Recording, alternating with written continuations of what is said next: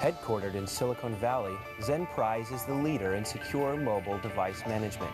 Zenprise's extensive list of global customers and partners spans a cross-section of countries and vertical industries, including aerospace and defense, financial services, healthcare, oil and gas, legal, telecommunications, retail, entertainment, and federal, state, and local governments. Zenprise is known for its world-class developer and support teams, highly collaborative corporate culture, and customer-first attitude. Please welcome Ahmed Datta, CMO and Vice President of Product Marketing at Zenprise. Ahmed, thanks very much for joining us here on Information Week's Valley View. Great to have you.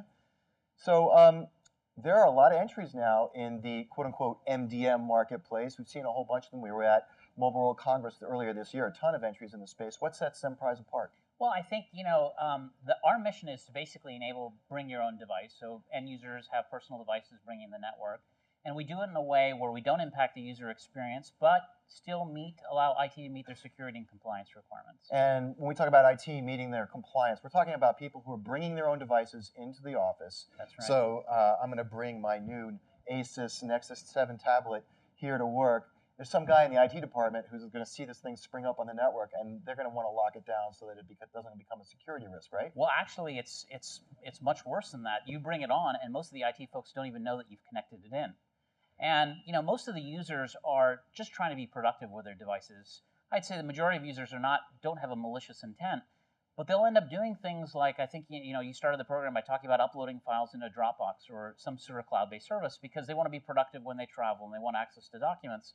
And lo and behold, they leave the company and they take those sensitive information with them. And that poses a problem from a compliance standpoint for a lot of companies. But so far, you haven't said anything that's any different from what a lot of the other competitors that do the same thing. Well, yeah, so I think the way we think about it is managing the device is just the beginning of this. Really where there's a lot of value is associated with how do you change the way business is done. So as an example, we have a customer that is in the restaurant business. And so for them, it's not about managing the device. It's how do I improve the restaurant experience. So when you check into that restaurant, they actually have an iPad. And rather than giving you those buzzers that ring when your table is ready, they take your cell phone number. You can go ahead and roam around in the mall, and they'll send you an SMS message when your table is ready. They're now actually putting iPads at the table so that your kids can actually start playing with games. And all of that is being powered by Zenprise in the back end.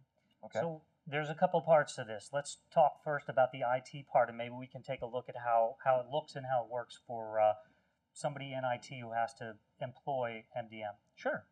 So I'll start off with a demo, which is commonly the IT department knows that people like David are bringing in devices. Could be a Kindle Fire, it could be iPhones and iPads, and they're connecting to the network and they have no visibility. So one of the things that we do is we have a dashboard, and in the bottom right-hand side of the dashboard, there's a notion of unmanaged devices. These are devices that are sneaking onto your network that previously, without a product like Zenprise, you'd have no visibility on. And you can see a distribution that, in our network, there are a lot of iOS devices connecting, there are Android devices connecting. So the very first thing that an IT person would want to do is to encourage the users to enroll their device into the system. And we make it really easy. In this instance, if I want to click on iOS, if I go ahead and click on the iOS segment, and I go ahead and click on Actions, I can go ahead and send an enrollment notification to all of these users.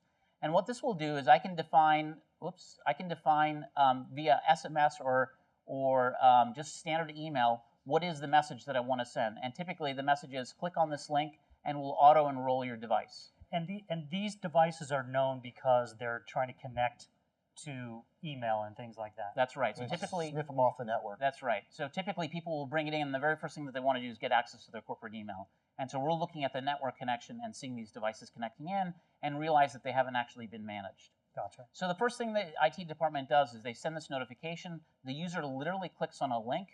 About 2 clicks later, their device is enrolled. They're now officially sanctioned on the network. So now what's in it for the end user, other than the big stick to say, you need to enroll your device? Before you go into that, if they don't enroll, can you lock them out? Yes, we can. Okay. And so typically what we'll do is we'll give, or what our customers will do is they'll give the customer or the end users 30 days to enroll their device, and thereafter they're going to start locking down the network through our product. So when you try to connect that device a month later, and you just get to the latest and greatest device and you try to connect it in, it gets blocked unless you enroll. Okay, I cut you off, so go ahead with the next part. So, so what's in it for the end users? So one of the things that we do is when the user goes ahead and actually enrolls their device, what we do is we provision to their device a bunch of things.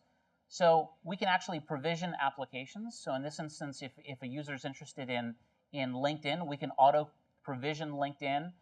We've got customers that want to access applications using Citrix. We can provision that.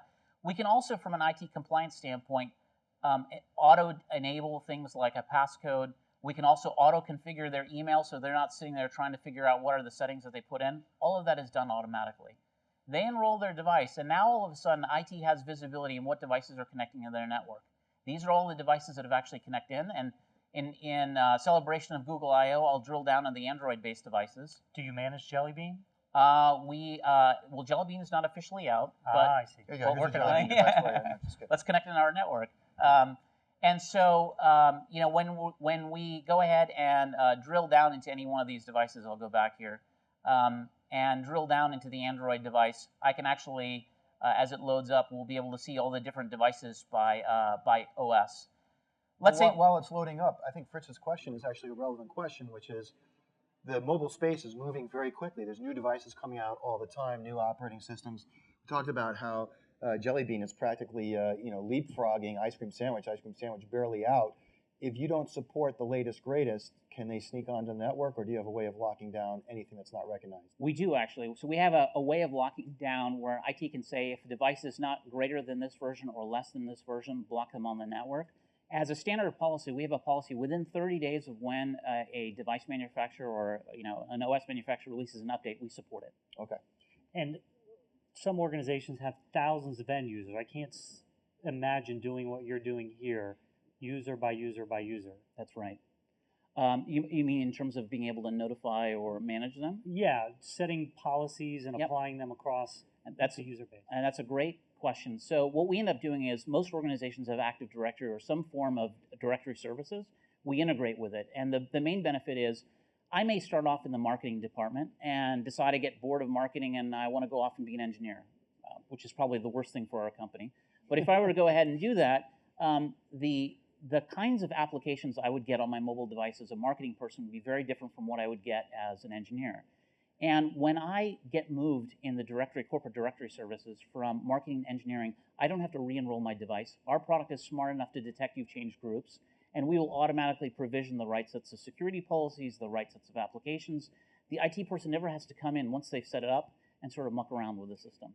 Now we're out of time, but time for maybe one more thing. You brought an iPad up here, so we get to see kind of the end user side of things. So the end user experience, what do they get to see?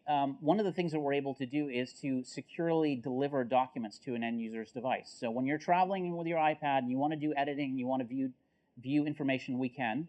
And I can have access to our corporate repository. So when I click on the HR, I can see things like our holiday schedule and our direct deposit. I'm going to open this up. And it's not very sensitive information. In the very top left-hand corner, I can go ahead and do things like print this document, I can email it, I can do any of that sort of stuff. IT really doesn't care about this. However, if I were to go into the marketing repository, which is what I have access to, and I click on confidential, and I go ahead and open up that document, you'll see that we'll automatically gray out options to print, options to email. So this is what I talk about in terms of enabling the user to be productive, but also maintaining that security and compliance requirement from an IT perspective. Okay, well, Ahmed Datsu, Chief Marketing Officer with Zenprise, thanks very much for joining us. Thank you.